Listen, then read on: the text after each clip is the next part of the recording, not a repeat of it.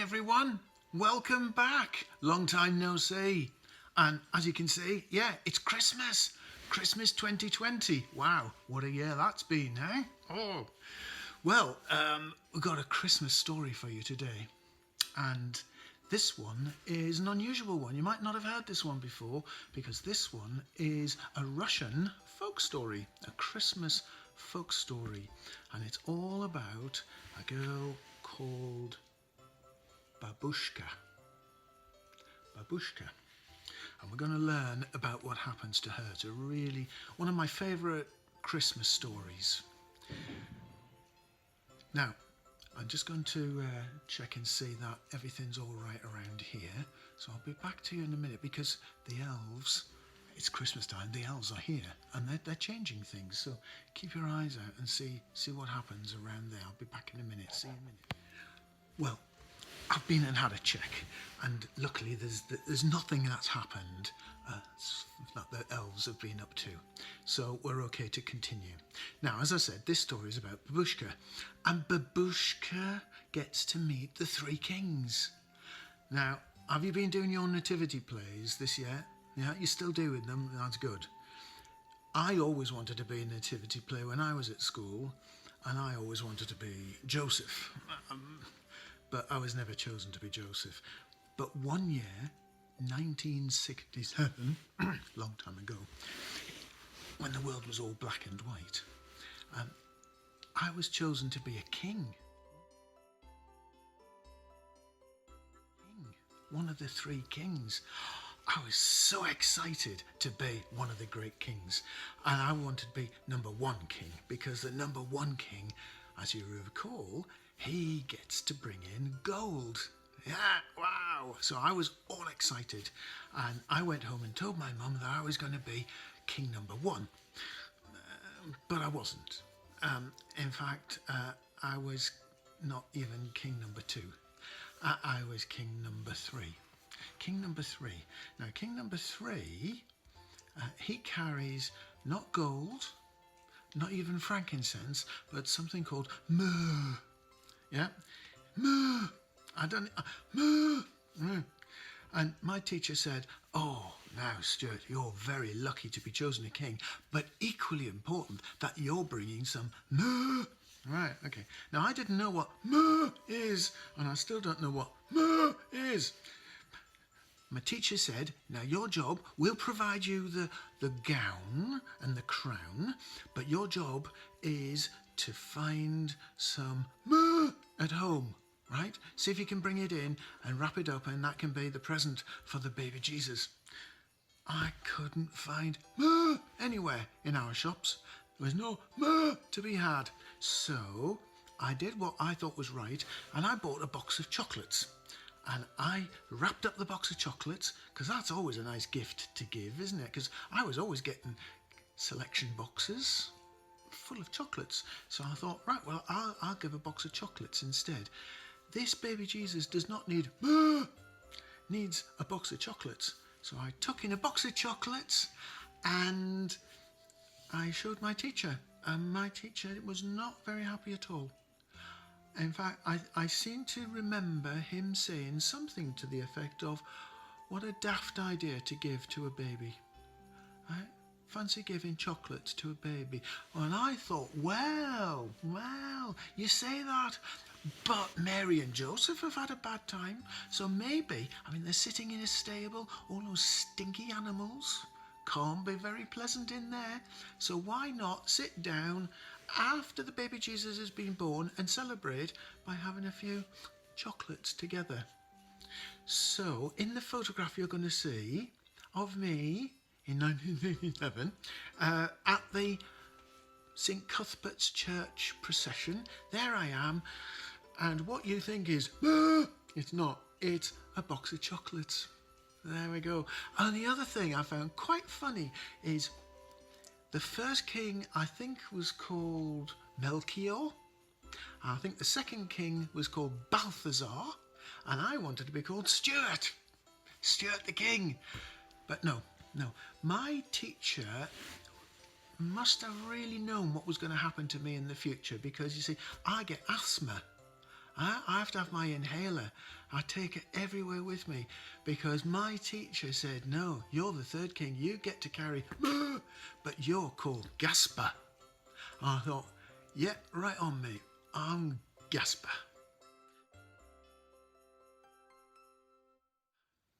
So, without more ado, keep checking out because you never know what the elves get up to. They do change a lot of things. If you look down here, no, there's nothing there.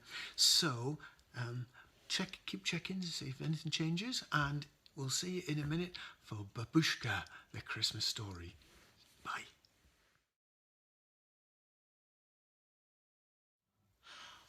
All the villagers were out, bubbling with excitement. Did you see it again last night? Oh, of course we did. Much bigger. It was moving, coming towards us. Tonight, it will be high above us.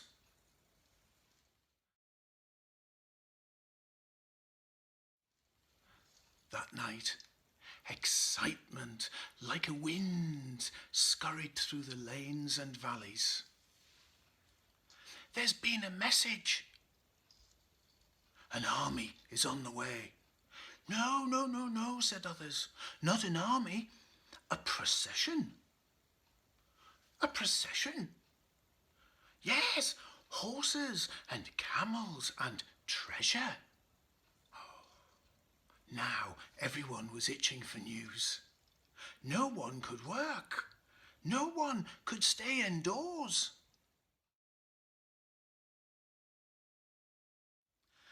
None, that is, except Babushka. Babushka had work to do. She always had. She swept, she polished, she scoured, and she shined. Her house was the best kept, best polished, best washed, and best painted. Her garden was beautiful. Her cooking, superb. All this fuss for a star, she muttered. I haven't got time to even have a look. I'm so behind. I must work all night. And so she missed the star at its most dazzling, high overhead. She missed the line of twinkling lights coming towards the village at dawn. She missed the sound of the voices, the tinkling of bells, everybody's whispers. And then the sudden quiet of all of the villagers and the footsteps coming up the path to her door. But the knocking, she couldn't miss that. That was a loud knock. Now what? She demanded, opening the door.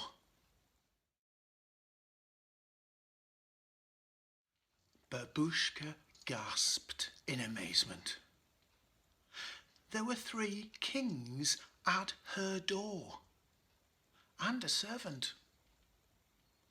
My masters need a place to rest, he said. Yours is the best house in the village.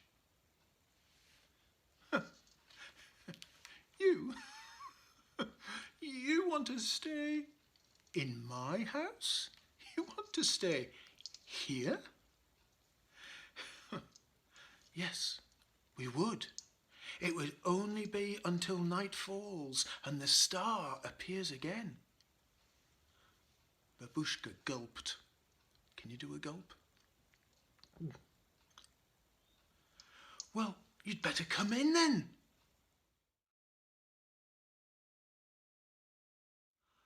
How the king's eyes sparkled at the sight of the home-baked bread, the meat pies, the cakes, the jams and the pickles.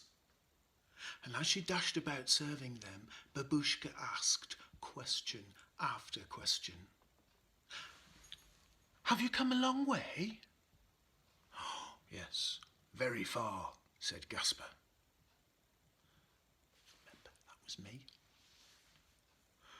And where are you going? She asked. Melchior said, we're following the star. But where? She said. They didn't know, they told her, but they believed that it would lead them, in the end, to a newborn king, a king such as the world had never seen before, a king of earth and heaven. Balthazar spoke to Babushka. Babushka, why don't you come with us? Bring him a gift as we do.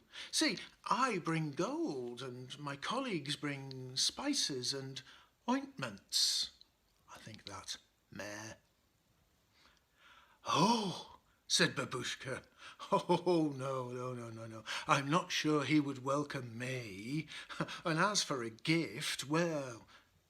But, cried Balthazar, this excellent pickle is as fit for any king. Babushka laughed. Pickle? For a baby? A baby needs toys. And she paused. I have a cupboard full of toys. But then she thought again. My baby son, my little king, he died when he was very small. Balthazar stopped her as she bustled once more into the kitchen. This new king would be your king too. Come with us, and when the star appears tonight, we'll set off together. Said Babushka. I need to think about that one.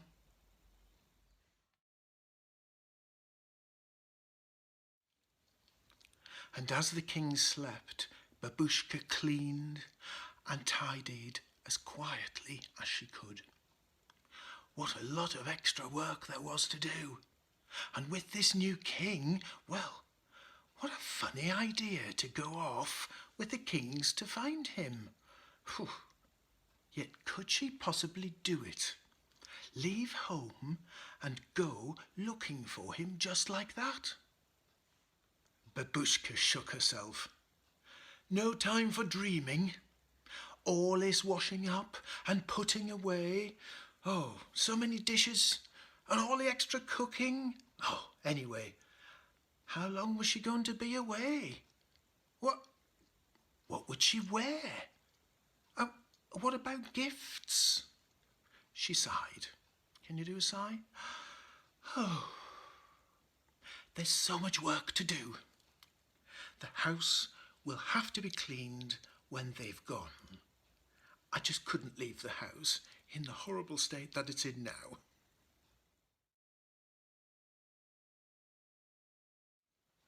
Suddenly, it was night time again. And there, up above, high above, was the star. The three kings called out to Babushka. Are you ready?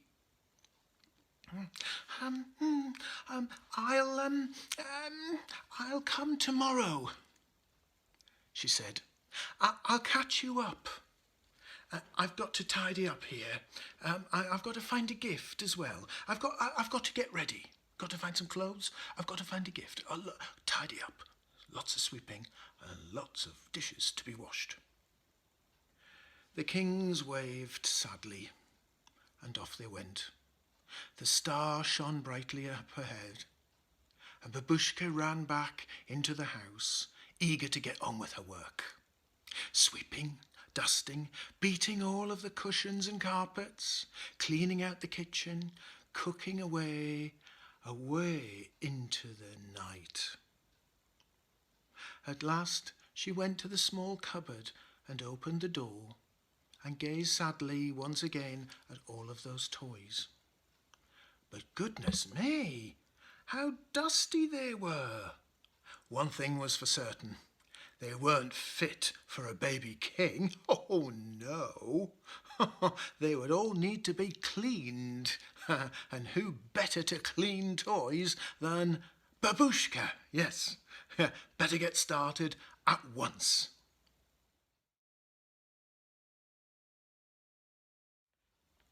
On and on through the night she worked. One by one the toys glowed, glistened and gleamed. There, now they would be fit for a royal baby.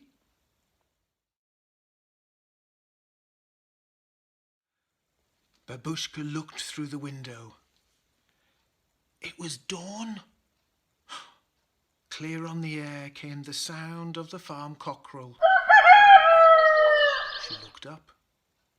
The star had gone. The kings would have found somewhere else to rest. Never mind.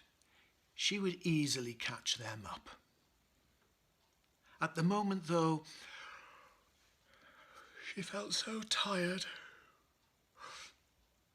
She must rest now, but just for an hour, 1 hour. Suddenly, she was wide awake. It was dark.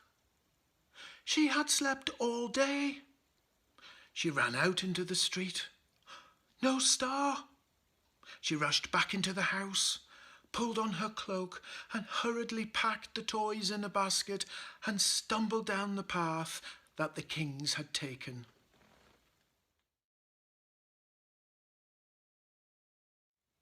On she went, hurrying through village after village. Everywhere she asked after the kings. Have you seen the kings? Have they been here? They came to my house, you know. They asked me to follow them. So I'm here. Have you seen the kings?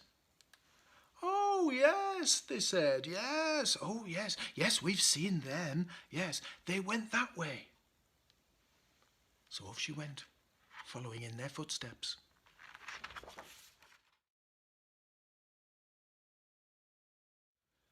Days passed, and Babushka lost count. The villages grew bigger and became towns, but Babushka never stopped, through night and day, and then she came to a large, large city. Ah, I know, she thought, the palace. That's where a royal baby would be born. No royal baby here, muttered the palace guard. The 3 kings, what about them? Asked Babushka.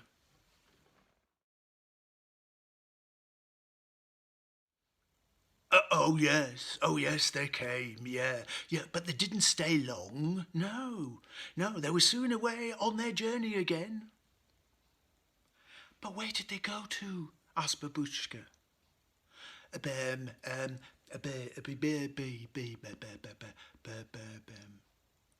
Bethlehem, said the palace guard. Yeah, that was the place. Yeah, I can't imagine why. It's a very poor place.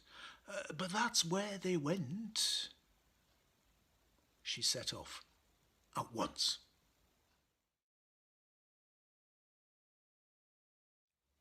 It was evening when Babushka wearily arrived at Bethlehem. How many days had she been on that journey? Oh, she couldn't remember. And could this really be the place for a royal baby? It didn't look like it. It was not much bigger than her own village. So she went to an inn. Yes, said the landlord. Yes. The kings were here 2 days ago. There was great excitement, but they didn't even stay the night. And a baby? Babushka cried. Was there a baby? Oh, yes, said the landlord, there was. Yeah, those kings asked to see the baby too. And when he saw the disappointment in Babushka's eyes, he stopped. If you'd like to see where the baby was, he said quickly. Well, it was across the yard, just over there. I couldn't offer the poor couple anything better at the time. My inn was packed full. They had to go in this stable. Babushka followed him across the yard.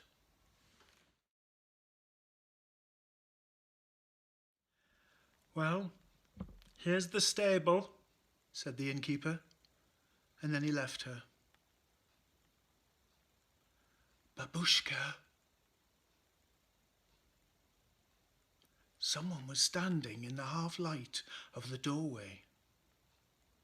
He looked kindly at her. Perhaps he knew where the family had gone. She knew now that the baby king was the most important thing in the world to her.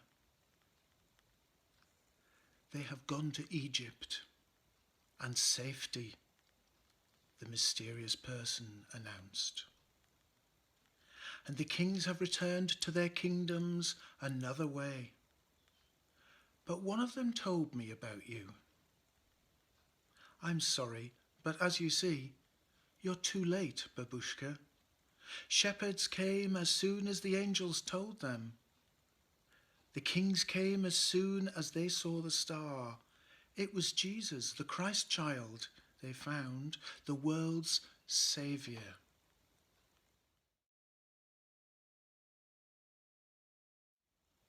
It is said that Babushka is still looking for the Christ child. For time means nothing to her in the search for things that are real.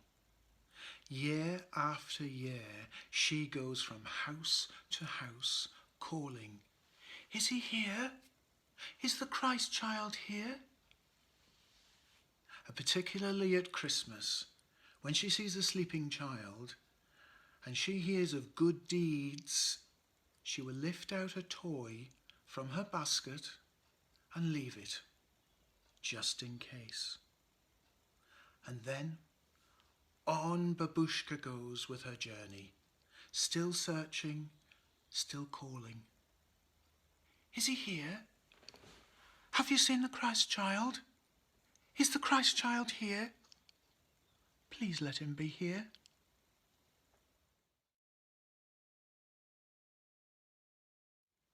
Well, thank you very much for listening to the story of Babushka. And that's how Russian children learn about Christmas and the presents that they receive. Well, it's getting close to Christmas now, and I hope Santa's elves have all been working hard to give you a very, very happy Christmas. Remember, be good, help out at home, don't be a nuisance, and don't eat all the chocolates all at once. I'm going to leave you at the end of this video with a little song. It's called Babushka, and it's sung by children, and I'll put the words up. We used to sing it in assembly when I was a head teacher. It's a lovely Christmas song. So I think all that remains is for me to wish you and your families a very Merry Christmas.